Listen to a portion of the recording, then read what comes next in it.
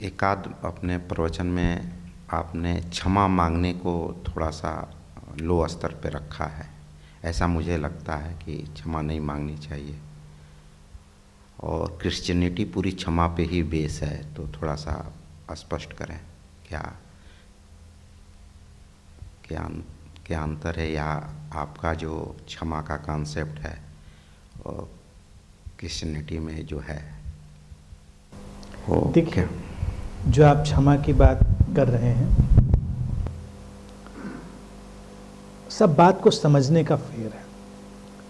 मैंने तो forgiveness meditation भी दिया हुआ है, कई शिविर में मैंने फॉरगिवनेस मेडिटेशन भी कराया है, लेकिन कॉन्सेप्ट है जिसको समझना होगा।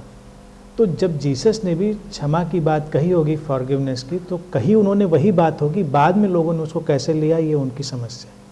महावीर ने भी वही बात कही। जैनियों में तो 1 सप्ताह पूरा बिताते हैं जब वो क्षमा मांगते हैं एक दूसरे से। अब उसको तो रिचुअल बना लिया लोगों ने कि वो सबको एक दूसरे को चिट्ठियाँ लिख के, व्हाट्सएप करके, मेल करके क्षमा मांगते हैं, उसको कुछ कहते भी हैं उस वीक को वो लोग। तो ये सब रिचुअलिस्टिक क्षमा का मतलब नहीं है।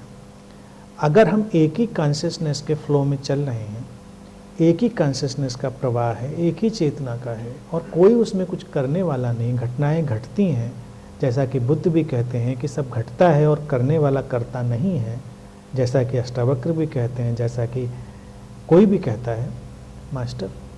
तो फिर कौन किससे क्षमा मांगे? सवाल ये है कि हमको उसकी अवेयरनेस, उसका रियलाइजेशन होना कि ऐसा घटा, इतना पर्याप्त है। और उस अवेयरनेस में ही कुछ घटता है, कुछ ट्रांसफॉर्मेशन होता है।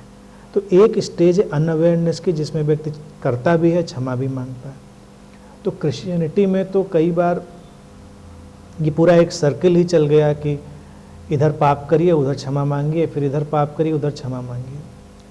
और एक जगह तो मैंने एडवर्टीजमेंट देखा था, उसने पूरा चर्च और पादरी की तरफ से एडवर्टीजमेंट था कि भाई आप क्षमा मांगिए, और क्षमा मांग के आप अपने जो कर्मों का, आपका जो तैयार हुआ है सारा, उसको बोझ, उसको हल्का करिए, और इस क्षमा के लिए आप एक फंड क्रिएट करिए, यानी कि चर्च को आप एक निश्चित किस्म का डोनेशन दीजिए, तो आपकी इतनी क्षमा पूरी हो जाएगी। तो उन्होंने पूरा एक पैकेज बना दिया था कि इतने डॉलर इतनी बार की क्षमा। तो आप, और उसने इसमें ऑफ़र ये भी दे रखा था कि अगली बार की क्षमा मांगने के लिए आप पहले से ही डाल सकते हैं उसमें डोनेशन। तो जब आप अगली बार आएंगे तो आपको पे नहीं करना, सीधे ही क्षमा आपकी कबूल हो जाएगी। वो अच्छा सिस्टम है, बिजनेस सिस्टम। क्षमा तो मांगनी है, काम तो करने हैं, सुधरना तो है नहीं, गलतियां करनी है, फंड हमारा जमा है, क्षमा मांगते चले। तो अब चर्च वाले भी अच्छे बिजनेसमैन, उन्होंने बना दिया उसको सिस्टम, वो कोई बुराई नहीं। भारतीय कॉन्सेप्ट में मैं समझता हूँ यही रहा कि हम अवेयर होते हैं कि क्या हुआ है, क्या घटा है।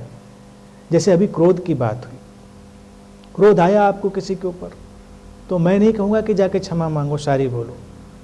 मैं यही कहूँगा कि क्रोध के प्रति अवेयर होइए, देखिए क्या हुआ, और इसकी चर्चा अगर संभव हो तो उस व्यक्ति से भी कर लीजिए कि क्या हो गया, हमको ऐसा हुआ, हम नहीं रोक पाए, घटा, मैंने नहीं किया। अगर मैंने किया तो आप फंसे रहेंगे कि मैंने किया, मैंने क्षमा मांगी, अगली बार मैं नहीं करूँ, अगली बार फिर आप करेंगे, और फिर अगली बार क्षमा मांगेंगे। ये देखा आपने कि मैंने नहीं किया, मेरे बावजूद हो गया। कोई ऐसी ऊर्जा, ऐसी तरंग थी जिसने मुझे ओवर पावर कर लिया, हमारे शरीर मन को। तो वो क्या था, वो फिनोमिना क्यों था? तो ये अद्वैत में, नॉन डुअलिटी में चीज़ चली जाती, कोई बचता ही नहीं किससे क्षमा मांगे। तो घटना घटी थी, लेकिन घटना ने चूंकि हमको प्रभावित किया था और हमसे संबंधित लोगों को भी प्रभावित किया था, तो हम उसकी चर्चा जरूर कर सकते हैं, क्षमा नहीं मांग सकते। और उस ऑब्जर्वेशन में ही वो एक दिन धीरे धीरे करके डिजॉल्व हो जाता है। फॉरगिवनेस मेडिटेशन जब हमने डिज़ाइन किया था तो उसको बहुत प्रैक्टिकल मेडिटेशन के फॉर्म में डाला था, लेकिन उसकी फिलॉसफी और कॉन्सेप्ट यही था कि आप बस देखते हैं उस व्यक्ति को जिसके प्रति आपने कुछ किया है, या उसने आपके प्रति कुछ किया है और आपको लगता है उसको क्षमा मांगनी चाहिए, या आपने किया है तो आपको लगता है आपको। तो आप केवल अपने माइंड आई में, अपने मस्तिष्क की आँख में केवल उसको देखते हैं, विजुलाइज करते हैं। ध्यान का एक पैटर्न था जो मतलब ड्रामेटाइज उसको मैंने किया था, और आप उन सारी बातों को शेयर करते हैं कि ऐसा है, मुझसे ऐसा हुआ, मैंने ऐसा फील किया, और फिर आप रिलीज़ कर देते हैं अपनी सारी फीलिंग को, एनर्जी को, मेमोरी को। आप हल्के हो जाते हैं। हमारे यहाँ कितने लोगों ने फॉरगिवनेस मेडिटेशन किया और इतने खुश हो जाते थे, कई लोग तो रोने लगते थे, उनको लगता था सब धुल गया, मैं हल्का हो गया बिल्कुल। अब क्या हुआ एक्चुअल में कि वो तो उनकी स्मृति में था मात्र, स्मृति का जो बोझ था वो निकल गया विजुलाइजेशन से, खत्म हो गई बात, कहीं कोई अटकाव था ही नहीं, और उस व्यक्ति के अंदर जो बोझ था वो गया। अब उसको ज़्यादा ड्रामेटाइज करने के लिए मुझे ये भी कहना पड़ता था कि ये साइकिक बॉन्ड बना हुआ है, तो जब इधर से क्षमा घटेगी तो वो उधर से भी घट जाएगी।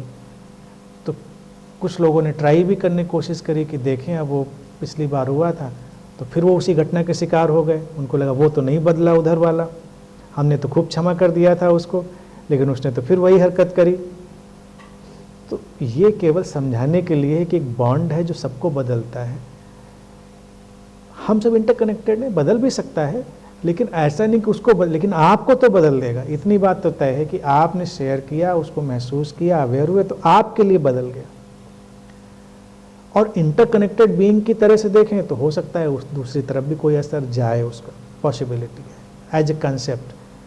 तो क्षमा का मेरे लिए कोई मूल्य नहीं है कि आप क्षमा मांगें, क्योंकि एज ए इंडिविजुअल आपने कुछ किया नहीं, वो हैपनिंग थी।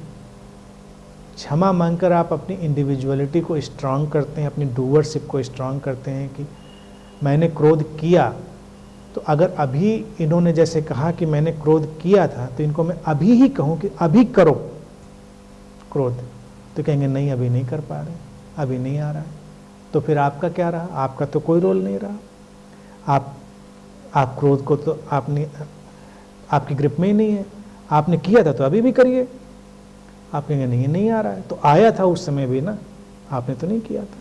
अगर आपने किया था तो अभी भी करके दिखा दीजिए, और उसी फीवर से, उसी पूरी आग से उसको दिखाइए।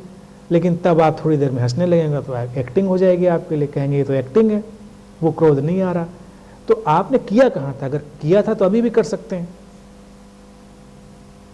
जैसे आपने चश्मा पहना हुआ है तो हम कहें कि चश्मा उतारिए, आपने उतार दिया, आपने पहना तो पहन लिया, तो ये आपने पहन लिया, इस समय ये मैकेनिज्म में शामिल था, लेकिन क्रोध तो नहीं शामिल था मैकेनिज्म में।